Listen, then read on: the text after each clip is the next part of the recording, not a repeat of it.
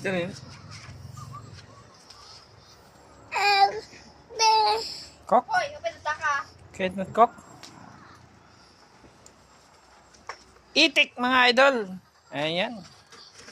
Hindi tayo nakahabol ng belly. Kaya no choice tayo. Itik na lang yung nilechon natin mga idol. Alam mo, mag-expect lang eh. So nagbawas tayo sa alaga natin na Kaya yung magkabilan dito. itik.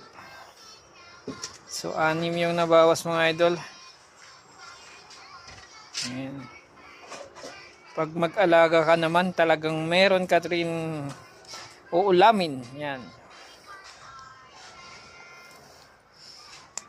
Talaga ang taba-taba nila mga idol, no? Nagmamantika na talaga. Ito ang aking taga-lechon. Tsaka yung maganda na kong pamangkin. Ano siya ng barbecue.